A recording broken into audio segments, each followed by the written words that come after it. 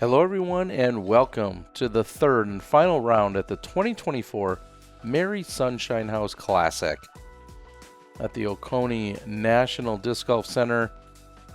We've got Noah Meintsma, who came in as a co-leader along with Micah Groth. Also have Harry Chace out of Rhode Island, and rounding out the card, Matthew Blakely. And we're going to keep an eye on some of the Chace card competitors.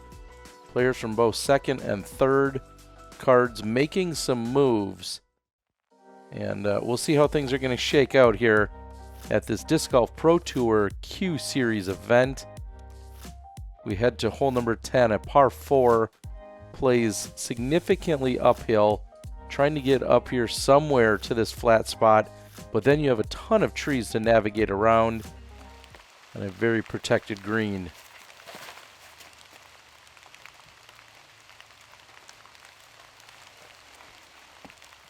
Heading straight uphill, not a problem there for Meintsma. Noah just one over for today's round.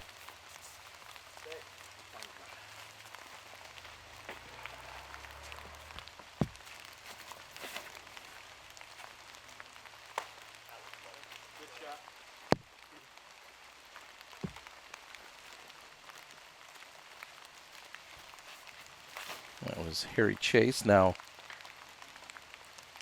watching Micah Groth get a kick from right over to the left side.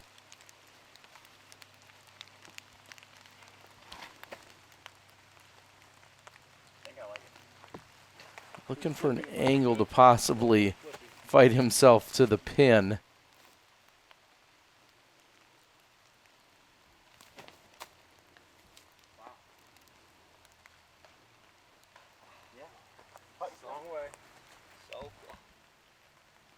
Micah says he loves the effort.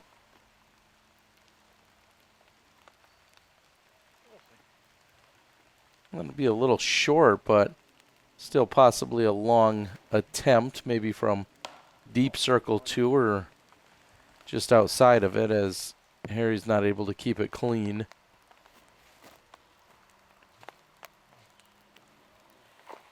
Good job.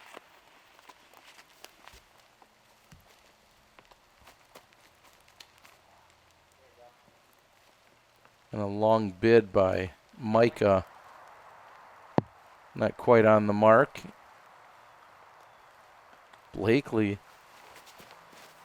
able to give this one some room, but not quite enough air underneath it. So that's going to be a tap-in par coming on the 10th. This hole has played as one of the easier holes. Ooh, and a long bid by Meintsma.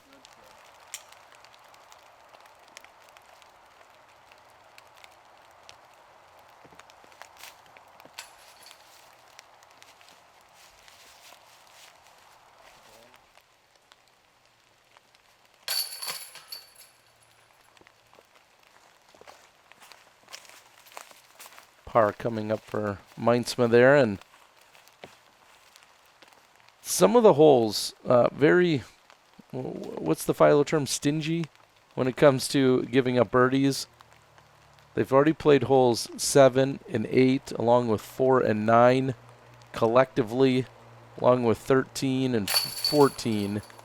There's only been, less than a dozen or so birdies among all of those holes. Hole 10 has given up a few. It's also given up a few bogeys and double bogeys, but birdies are possible here. We've seen a few on coverage this weekend. However, walking away with a par, you're not going to be too upset about. And with that, we head to 11. 444 feet. We saw the roller by Double G yesterday. Put him all the way through this tunnel, and it curled up just to the right of the pin at pin high. He wasn't able to convert, but roller can get you to the basket. We've yet to see an air shot that goes up and over the tunnel have any significant success. However, Micah's hoping to change that.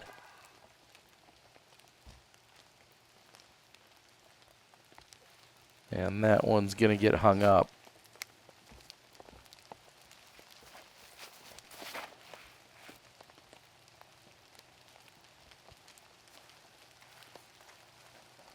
And that needed to stand up quicker for Harry in order to somehow get it to go all the way through the corridor here.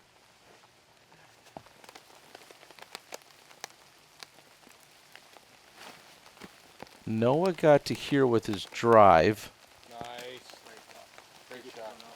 And again, should be somewhat of a stress-free par look,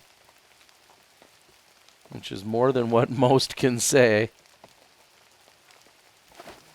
This is Blakely for his third. So that should be a bogey coming up for him.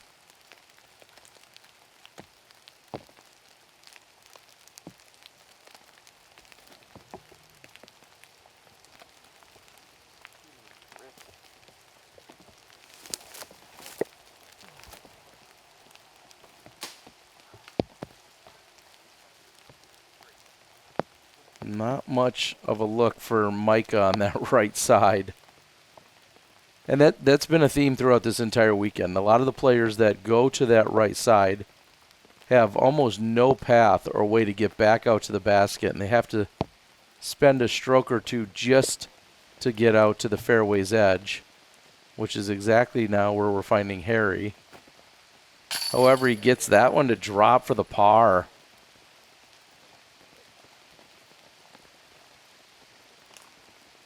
Harry's last birdie came back on hole number 2, and that putt's got to feel good for the par.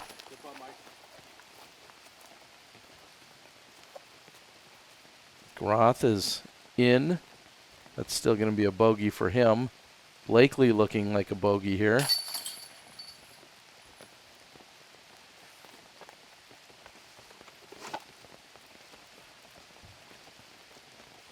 And after the solid forehand approach by Meintsma, he's able to get up and down and save himself a par. So he will remain at 3 over as a total, which is just 1 over on today's round so far. We've been seeing the hot round for the entire tournament in round number 1 was a 3 over. Or excuse me, was a 1 over. We had 3 people do it, but 1 over was the hot round. And in round number 2, I believe the hot round that we saw was just 1 or 2 under. So anything hovering around par is going to be pretty good. Evan Scott had a 2 under during round number 2.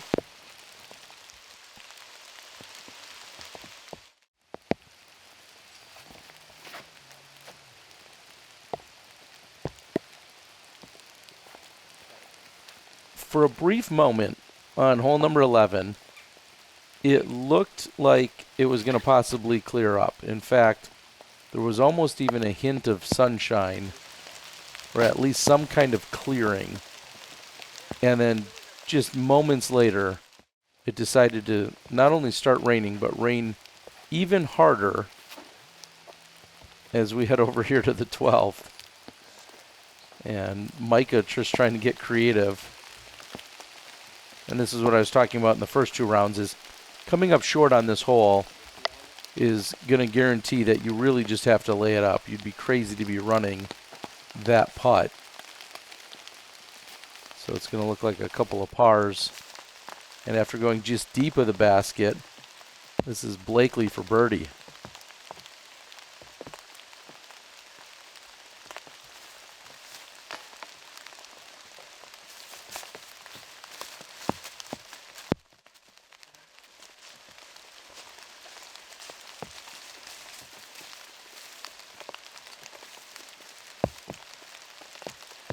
See, the effort was short. That kicks him all the way back. It's a longer putt now. This is for par.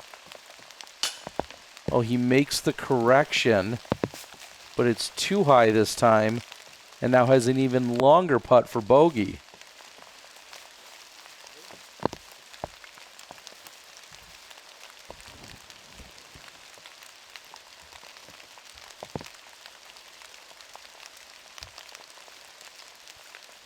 I think this is like the equivalent of walking underneath a big tree branch and then accidentally kicking the tree and having it all come pouring down on you, shaking all the water off the leaves. Just brutal. Hole number 12. Not helping out Matt. It's still out now for double bogey.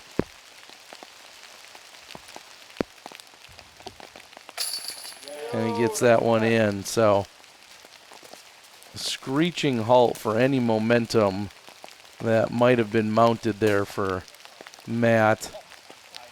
He's going to take a double bogey without going out of bounds. And that was after being deep of the basket in one throw.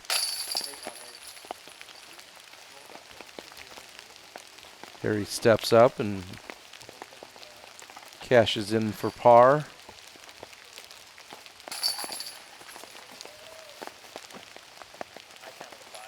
Micah will do the same, and Noah also from short range in for the par.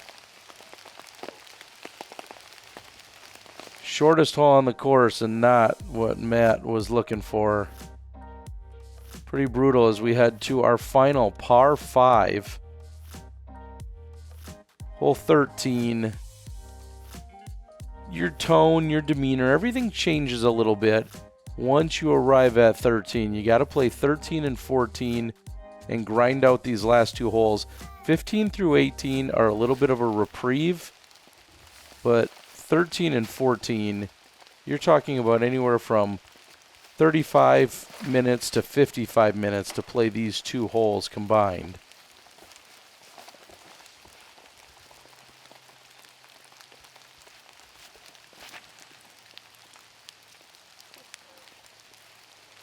A pretty clean tee shot.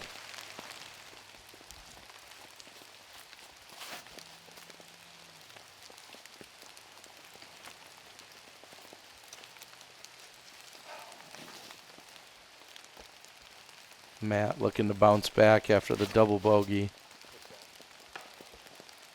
Connects early. Quick break from the action to catch up with James Metters, who sits on the board of the Mary Sunshine House. But first, some have to know, what exactly is the Mary Sunshine House that we're benefiting and partnered up with? Sure, thank you. Mary Sunshine House is a residential program for adults on the autism spectrum, and we provide an opportunity for independent living to those adults.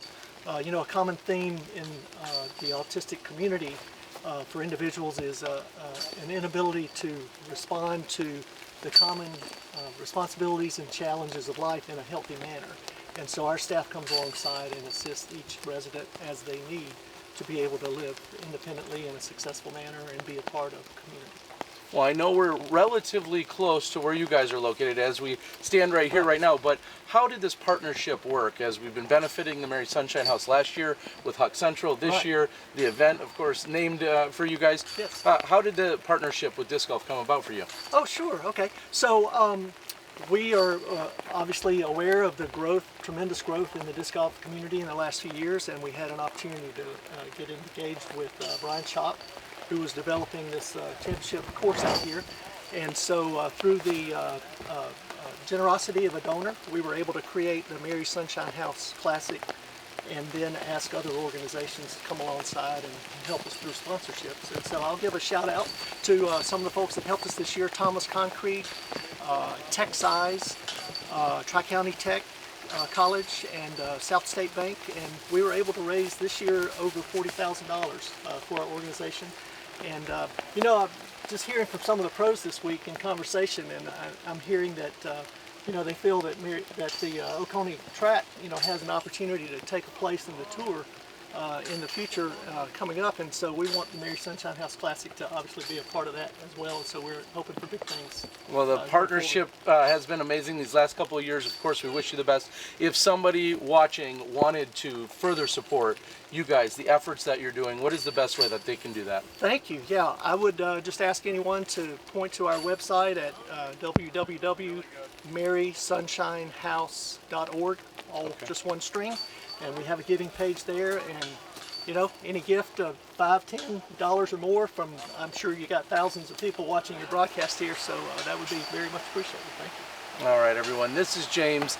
We're so excited to have the partnership that we do with the Mary Sunshine House. They're doing great things. Looking forward to many years to come. Now we're going to get back to the action.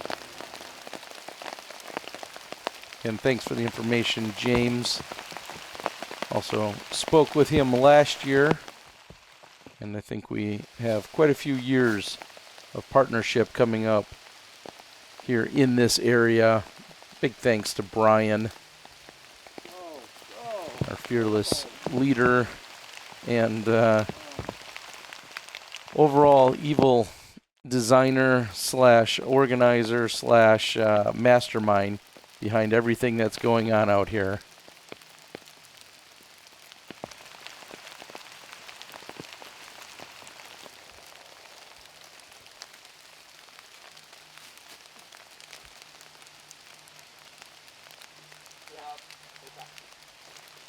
I love being here, love the tournament, love the collaboration with and partnership with Mary Sunshine House. Love all these players. Not loving life out on the course though right now. I'm going to admit that fully. And so much credit to these players. Minimal outburst and or complaints. It has been a long, brutal round at this point, and everyone is taking it in very good stride. That's going to be a double bogey for our leader.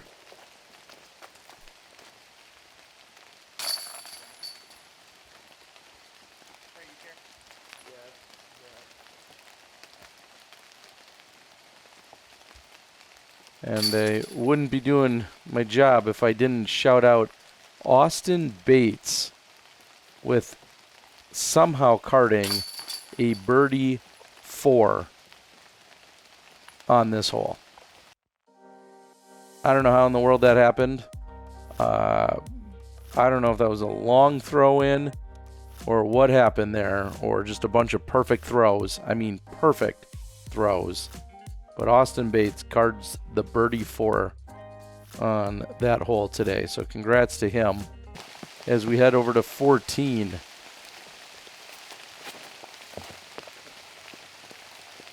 The popular play, the forehand spike, essentially, just trying to get through this initial gap.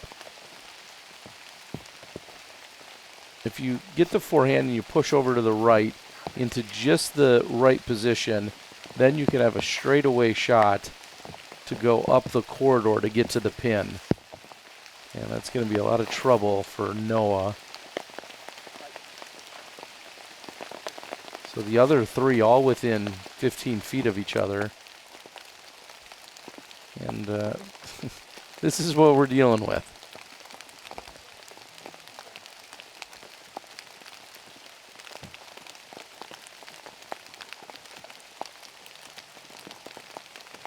Some kind of rosin, some kind of chalk bags, whatever the case might be for a lot of the players. Everyone equipped with towels as best as they could. Rain gear, umbrellas. Put that in the comments. What's your go-to, if you want to share it, that is, your go-to rain secret in terms of what you do that's, you know, maybe gives you an advantage and or is just a top secret or tip that you've used for rain play. It's something unique or original. If you bring an umbrella, I think that's great, but that's not exactly outside of the box thinking. What else do you do that makes your preparation and your combating the elements, what makes you stand out? That's what I want to hear.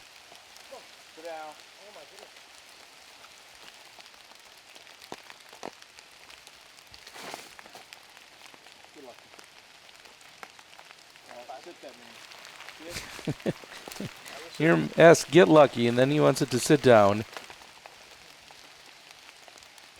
Sometimes you need all of those things on a course like this.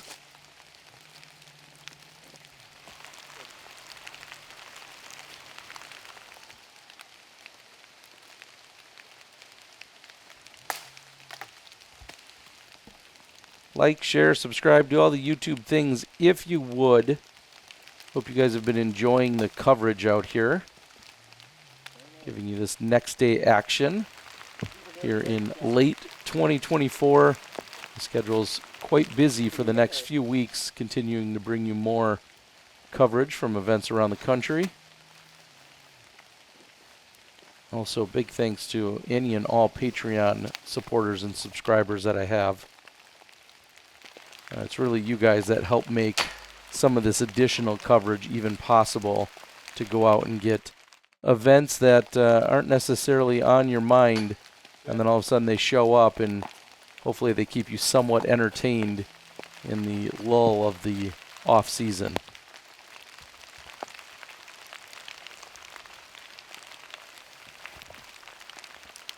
Blakely for par. Count it.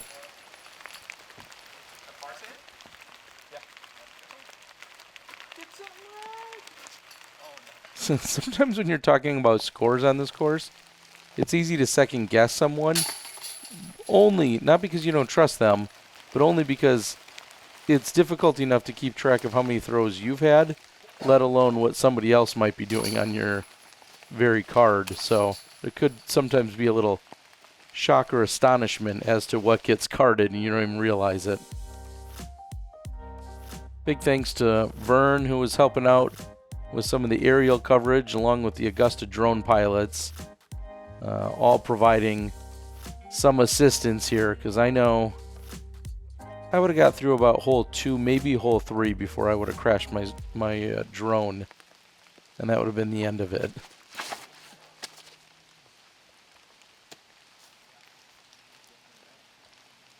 So an up and over route that eventually comes crashing in, and that's going to be a look for birdie. Seeing our first overhand on coverage on 15.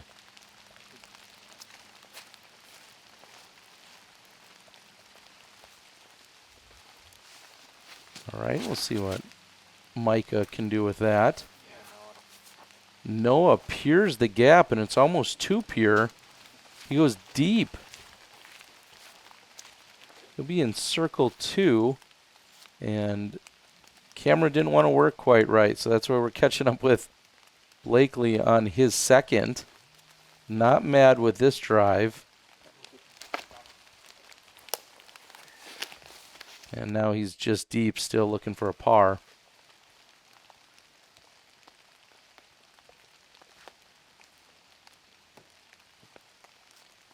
With Cale LaVisca, along with Paul Kranz, Evan Smith, all having good rounds at this point. And we were certainly worried about darkness. We just know that holes 15 through 18 play significantly faster than, well, we'll say 12 and 13 and 14. So it's darker than what it appears. The auto lighting on the camera is doing some of the work right now. Certainly moving into that dusk territory as we're just shy of 5 o'clock, pushing about 4:30, 4:45 right now.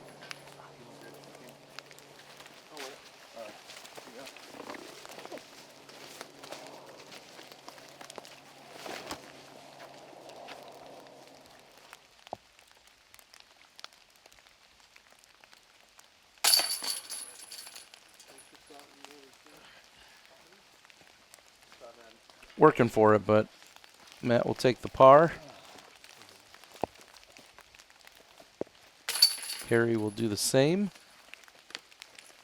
16, 17, 18, all very scoreable as we're trying to close out the round. And dare I say it, we're finally at the easiest hole on the course. Measures in at 300 feet, plays longer because it's slightly uphill. It's been the easiest hole for the last 2 days.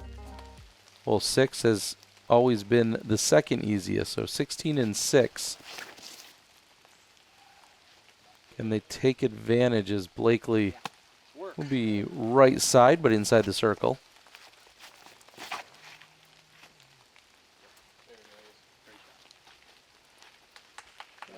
A normal disc golf shot.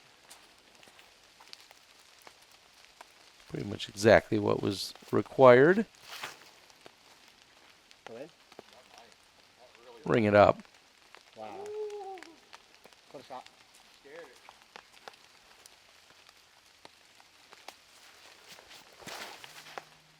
There it is, Noah. That's what we needed. That's what we needed. And Meintsma is going to have CTP.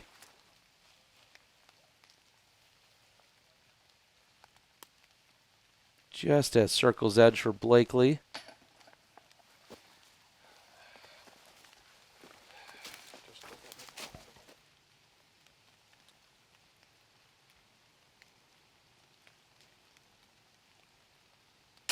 Yeah, Micah. Great birdie for Micah.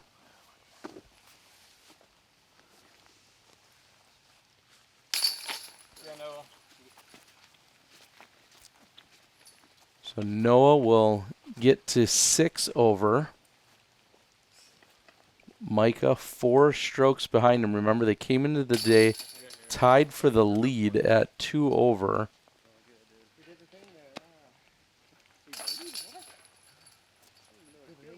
Harry improves to 12 over as a total. He came in at 3 over. So 9 over on today's effort. And that's exactly where we find Blakely as we head to the 17th. Well, this is the route that the design was intended for. However, there's been an opening in the trees. And that's what's encouraging everyone to take this massive Anheuser route. As a side note, I'm now, I think, 0 for 9 in trying to follow the shot. Too sunny the first day, and no matter where I stand, just not easy to follow this. I'm going to be 0 for 10. And we're going to hope that Tyler sees something on the catch. Again, this one plays in at 625 feet. If you were going down the 2 intended fairways, so to speak, but downhill and going as the crow flies, significantly shorter. We saw the Eagle by Gavin Rathbun in yesterday's round. Yeah.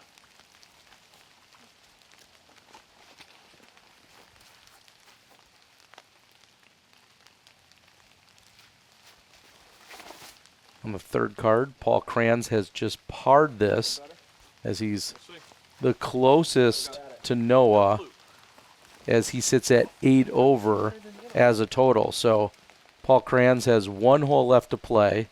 He's got just hole 18. He sits at 8 over. Noah sits at 6 over. Not lucky, but forward progress.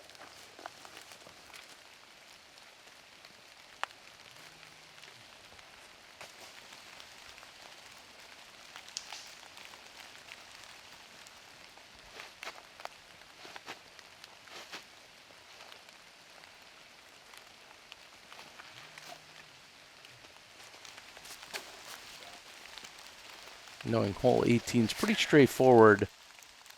Noah really can ice things out with a birdie here on the 17th.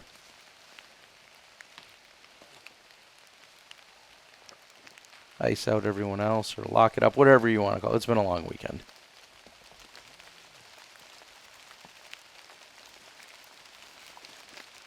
Long bid.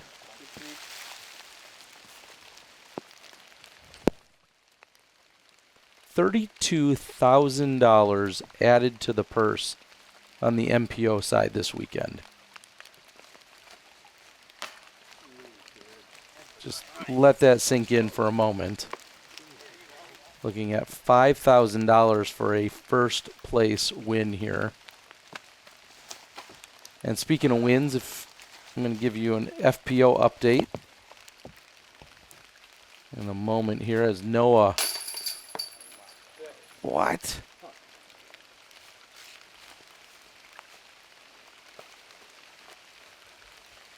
Somehow that one comes back out at him. I think if he could throw that putt 100 more times and deal with the result, he would do so. That one just a crazy anomaly coming back at him, which means Paul has just finished up on hole 18. He finishes with a par, and he is 2 back of Noah. So Noah, with a 2-stroke cushion, will be moving into the 18th hole. And on the FPO side, if you want to hear the winner, I'll tell you right now, it was Cat Merch. So congratulations to her. Hefty paycheck. I think that's a clean sweep of tournaments in South Carolina over the last 3 or 4 weeks for her. So congratulations to her and the rest of the FPO competitors out here. Long weekend of action.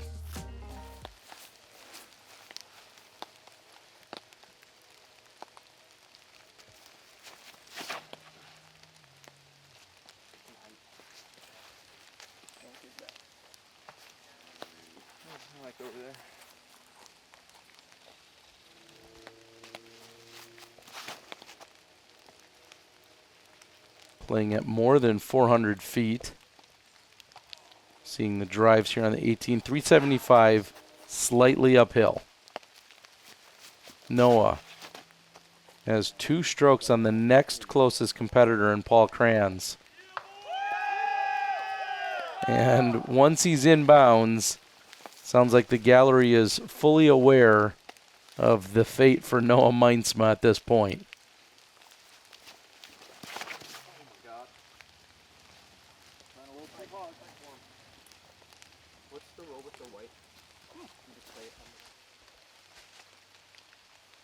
Matt said, I'm just looking for a way to get up on the ledge here and get it to sit down. He's got a small window. And he hits one of them. You get a little relief if you're buried underneath that rock. So Harry's going to be right next to the basket. He's looking at a par. Birdie look for Micah. It's very dark. There's no other way to put it. It is very dark out right now.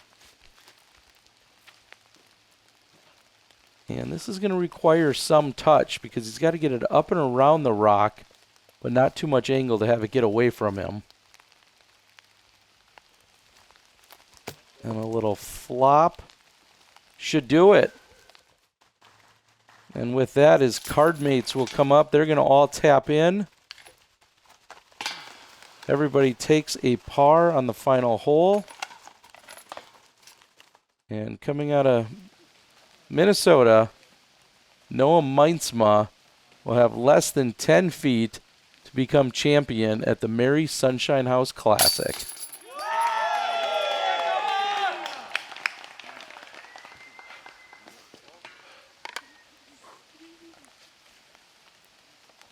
And our almost dark winner of the 2024 Mary Sunshine House Classic, Noah Meintsma. Thank you so much. Congrats.